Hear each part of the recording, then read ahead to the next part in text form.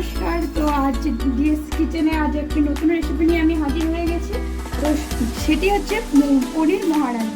সেটি করার জন্য সবার প্রথমে আমি 1 চামচ মৌরি এবং 1 চামচ জিরে এবং 1 চামচ গোটা ধনে আমি শুকনো খোলায় ভেজে নিয়ে মহারানি মশলাটা তৈরি করে নিচ্ছি। তো পনির মহারানি বানানোর জন্য আমি একটা মশলা গোলা তৈরি করে নেবো। সেখানে আদা এবং কাঁচা লঙ্কা, 1 ইঞ্চ আদা, 3টে কাঁচা লঙ্কা আমি ঝাল অনুযায়ী দিয়েছি। যে যেমন ঝাল খাবেন সেই অনুযায়ী বাড়ানো কমানো করে নেবেন। আমি 200 গ্রামের জন্য এইটুকু আদা এবং 3টে লঙ্কা নিয়েছি পনিরের জন্য। তো এরপর এই মুহূর্তে যে মহারানি মশলাটা আমি বানালাম সেই মশলাটা আমি দিয়ে দেবো।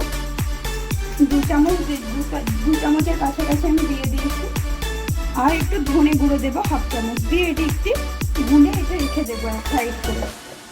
আর দেখতেই পাচ্ছেন এখানে অনেক কিছু আর মশলা আছে। তো রান্নার সাথে সাথে আপনাদেরকে বলতে থাকছি যে আমি কী দিয়ে রান্না করছি। তো শুধুই কি চিকেনের মহারানি হয় না? একদমই না। আজকে আমি পনির মহারানি করে আপনাদের দেখাচ্ছি।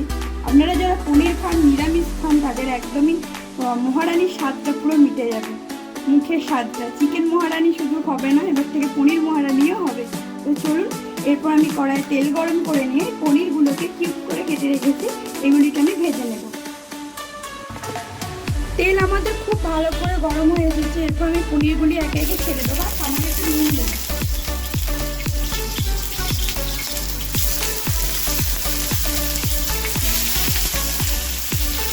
স্বাদ অনুযায়ী আমি লবণ দিয়ে দিয়েছি। পনিরে যতটা লবণ লাগবে ভাজার সময় সেই অনুযায়ী লবণ দিয়ে দিলাম। এটা আমি হালকা ব্রাউন হওয়া পর্যন্ত ভেজে নেব। বেশি ভাজলে কিন্তু শক্ত হয়ে যাবে পনির। আমি কখনোই বেশি ভাজতে নিই। আর পনির কখনো হাই ফ্লেমে ভাজবেন না, মিডিয়াম ফ্লেমে ভাজবেন। দেখুন আমার পনিরগুলো গোল্ডেন ব্রাউন হয়ে ভাজা হয়ে গেছে। তো এবার আমি এগুলিকে তুলে নিচ্ছি একে একে। এই ভাজাটা কিন্তু সবসময় আমরা হালকা করবেন। যদি হালকা না করেন পনির কিন্তু শক্ত হয়ে গেলে খেতে ভালো লাগবে না। আর আপনারা একটা ট্রিক ফলো করতেই পারেন, এই পনিরগুলিকে একটু গরম জলে রেখে দেবেন। উষ্ণ গরম জলে, অতিরিক্ত গরম জলে কিন্তু নয়। কড়াইয়ে তো তেল খানিকটা রয়েছে, আমি কিছুটা পরিমাণে বাটার দিচ্ছি। আপনারা বাটারটা অ্যাভয়েড করতেই পারেন, কিন্তু মহারানি হচ্ছে তো বাটার তো একটু লাগবেই। তো বাটার দিয়ে দিয়েছি। বাটারটা গলে এলে আমি ফোড়নে গোটা গরম মশলা দেব। আমাদের গলে এসছে, তো আমি গরম মশলা, গোটা গরম মশলা, এলাচ, দারচিনি, লবঙ্গ এগুলি অ্যাড করে দিলাম। সাথে আমি একটা তেজপাতা অ্যাড করবো সেটা। আমার ফোড়ন ভাজা হয়ে গেছে।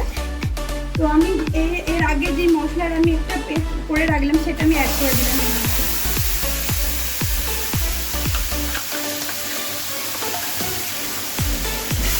এটাই কিন্তু এই পনির মহারানির মেন মশলা। এটাকে একটু ভালো করে আমি কষিয়ে নেব। দেখুন মশলাটা আমার কষা হয়ে গেছে। এরপর আমি একটা ছোট মিডিয়াম সাইজের টমেটো আমি পেস্ট করে রেখেছিলাম, এটা দিয়ে দিলাম এর মধ্যে। দিয়ে এটা আরও কিছুক্ষণ কষাবো। এরপর পরিমাণ মতন আমি একটু লবণ অ্যাড করবো এর মধ্যে।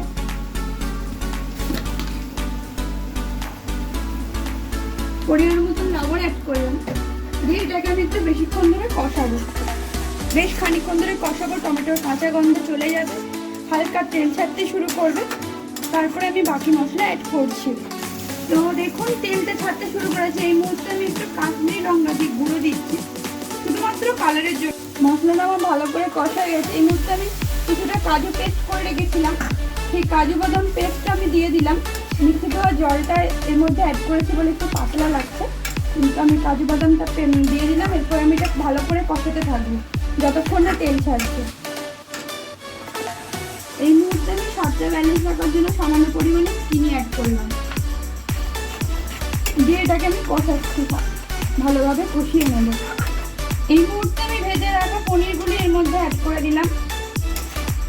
আপনাদের দেখেই দিয়েছিলাম যে মশলা প্রায় কষানো হয়ে গেছিলো।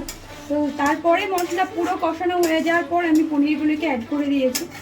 অ্যাড করে দিয়ে এটাকে নাড়াচাড়া করছি। এটার মধ্যে কিন্তু 1 ফোঁটা জল ইউজ হবে না, এর মধ্যে দুধ ইউজ হবে। তো এটা একটুর মধ্যে গ্রেভির মধ্যে নাড়াচাড়া করে নিই পনিরটাকে, তারপর আমি দুধটা অ্যাড করছি। তো দেখুন আমার এই গ্রেভিটা কিন্তু খুব ভালোভাবে পনিরের সাথে কষানো হয়ে গেছে। তো এই মুহূর্তে আমি 1 বাটি দুধ অ্যাড করছি।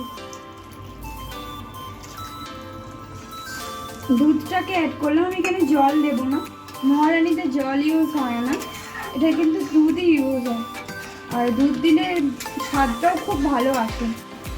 তো এই মুহূর্তে আমি একটু কাসুরি মেথি ক্রাশ করে দিয়ে দিলাম এটার মধ্যে। এটা অনেকটাই ফুটে এসেছে এবং আমার জিনিসটা রেডি হয়ে গেছে। জাস্ট আর একটু ফোটাবো, এরপর আমি ঘি এবং গরম মশলা অ্যাড করে। তো আমাদের পনির মহারানি একদম রেডি। শুধু নামানোর আগে 1/2 চামচ মতন গরম মশলার গুঁড়ো দিয়ে দিলাম, আর 1/2 চামচ আমি ঘি দেবো।